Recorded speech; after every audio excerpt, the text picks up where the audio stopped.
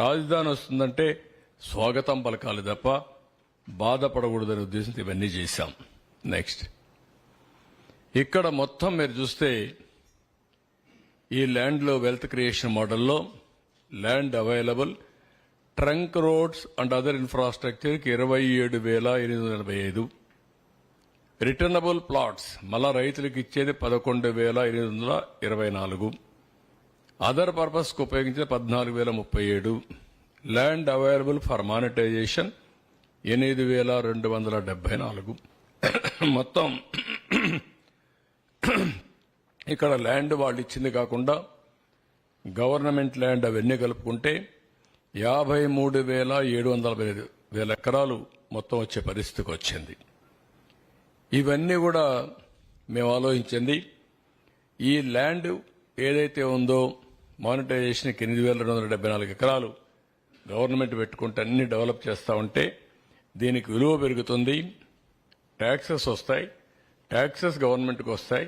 ఈ ల్యాండ్ అమ్మినా సరే రాజధాని కట్టచ్చనే ఉద్దేశంతో ముందుకు పోయాం. ఇదే మరి ఇంకొక పక్కన wealth generation due to economic activity, increase in tax collection due to construction service sector, ఇంకొక పక్క ట్యాక్స్ బేస్ విపరీతంగా పెరుగుతుంది, మల్టిప్లయర్ ఎఫెక్ట్లో ఎకానమీ అభివృద్ధి అవుతుంది, రిసోర్స్ జనరేషన్ అవుతాయి, వెల్త్ డిస్ట్రిబ్యూషన్ ఈ యొక్క వెల్త్ క్రియేట్ చేసి ఆదాయం పెంచితే సంక్షేమ కార్యక్రమాలు కూడా ఈ డబ్బులు పనికొస్తాయని ముందుకు పోయాం. నెక్స్ట్, దీనిపైన మీరు ఒకసారి చూసినప్పుడు government of India capital gains exemption ఇచ్చారు రైతుల కోసం. ఇంకొక పక్కన 2,500 కోట్ల రూపాయల రాజధానికి ఇవ్వడానికి ముందుకు వచ్చారు, అప్రూవల్ ఇచ్చారు.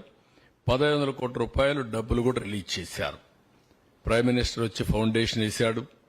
జగన్మోహన్ రెడ్డి రాజధాని నడిమధ్యనే ఉండాలి అని గట్టిగా చెప్పాడు. 30,000 ఎకరాలు ఉండాలని చెప్పాడు. అసెంబ్లీలో స్పీచ్ ఇచ్చాడు. ఆ రోజు నేను అన్ని కూడా చెప్పాను ఏమేం చేస్తామని, అన్నిటికీ ఒప్పుకున్నాడు. ఇక్కడ ఇల్లు కట్టాడు. ఇల్లు కట్టినప్పుడు కూడా నాకు ఇల్లు లేదు ఆయనకి ఇల్లు ఉందని చెప్పి గొప్పలు చెప్పుకున్నాడు, ఓట్లు వేయించుకున్నాడు. తర్వాత ఏం చేశారో మీరే చూస్తారంటే ఇది క్లియర్గా ఇక్కడే ఉండాలి, రాష్ట్రం మధ్యలో ఉండాలి, ఎలాంటి విభేదాలు ఉండకూడదు, అందరం కలిసి చేయాలని చెప్పిన పెద్ద మనిషి ఏం చేశాడో మీరే చూశారు. ఇక్కడికి వచ్చినప్పుడు సింగపూర్ లాంటి గవర్నమెంట్స్ అన్ని మనకు సపోర్ట్ చేశారు, ప్లానింగ్ ఇవన్నీ ఇవ్వడానికి కొత్త రాజధానికి. International funding agencies like world bank, AIBP, JICA, KFW వీళ్ళు కూడా ముందుకు వచ్చి ఆర్థిక సహాయానికి వచ్చారు.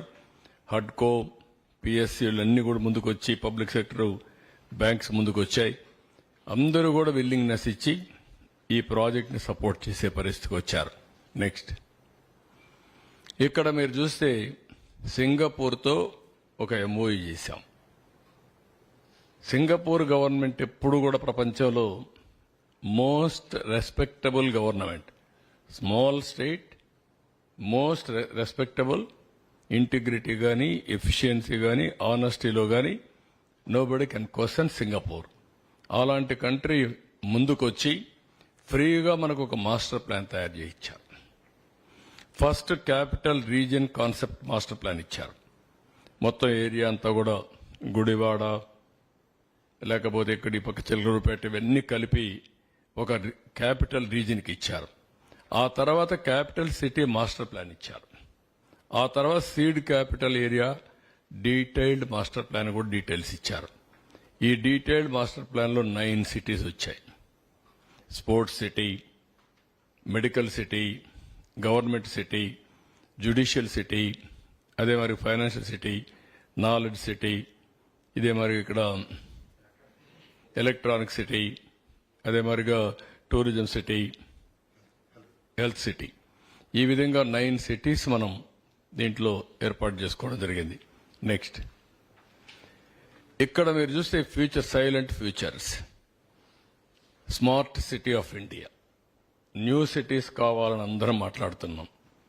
World class standards, economic power house, high tech, knowledge based industry jobs, globally competitive, reflect rich heritage possessed by the region, showcase unique identity, sustainability, efficient management of resources, recycling కానీ everything ఏ విధంగా చేయాలనో ఇవన్నీ ఆలోచించి అన్ని ఇంటిగ్రేట్ చేశాం. ఈరోజు ప్రపంచంలో అన్ని సిటీల కంటే బెస్ట్ సిటీగా ఉండాలి, బెస్ట్ లివబుల్ సిటీగా ఉండాలి, నాలెడ్జ్ ఎకానమీకి చిరునామాగా ఉండాలి అనే ఉద్దేశంతో ఇవన్నీ చేశాం. నెక్స్ట్ ఇక్కడ మీరు చూస్తే ఇది అసెంబ్లీ, అన్నది బెస్ట్ అసెంబ్లీ ఇండియాలో ఉండాలని ప్లాన్ చేశాం. ఇది హైకోర్ట్, పక్కన కట్టింది డిస్ట్రిక్ట్ కోర్ట్. అది ఇమీడియట్ గా రావాలని డిస్ట్రిక్ట్ కోర్టు కట్టాం. హైకోర్టు ఇది. ఇక్కడ వచ్చే కొందికి 5 టవర్స్, అడ్మినిస్ట్రేటివ్ బ్లాక్స్, మొత్తం హెడ్ ఆఫ్ ది డిపార్ట్మెంట్స్ అన్ని కూడా ఒక చోట ఉండాలని, ఎఫిషియన్సీ పెరగాలని ఒక న్యూ కాన్సెప్ట్ తీసుకొచ్చాం. ఈరోజు ఢిల్లీలో ఏదైతే అన్ని డిపార్ట్మెంట్స్ సెంట్రల్ విస్తాకు తీసుకొచ్చారో ఆ కాన్సెప్ట్లు తీసుకొచ్చి ఇవన్నీ కూడా ఇక్కడే పెడదాం అని చెప్పి తీసుకొచ్చాం.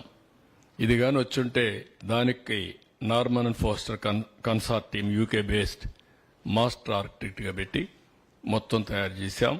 గ్రీనరీకి ఎక్కువ ప్రాధాన్యత ఇచ్చాం, వాటర్ ఫ్రంట్కి ఎక్కువ ప్రాధాన్యత ఇచ్చాం. అది అన్ని రోడ్లలో కూడా మీరు ఒకసారి చూస్తే ఒక్కొక్క రోడ్డుకు ఒక్కొక్క కలర్ ఫ్లవర్స్ పెట్టాం. అంటే ఇవన్నీ ఫ్లైఓవర్స్ మీకు డిఫరెంట్ ఫ్లైఓవర్స్, మామూలు ఫ్లైఓవర్స్ కాకుండా దేశంలో ఏ రాష్ట్రంలో ఏ సిటీకి లేకుండా ఫ్లైఓవర్స్ మనకు కృష్ణా నది మనకు ఒక్కరికే అడ్వాంటేజ్. ఏ సిటీ కూడా ఇన్ని కిలోమీటర్లు రివర్ ఫ్రంట్ ఎక్కడా లేదు. ఫ్రెష్ వాటర్, ఒక పక్క గోదావరి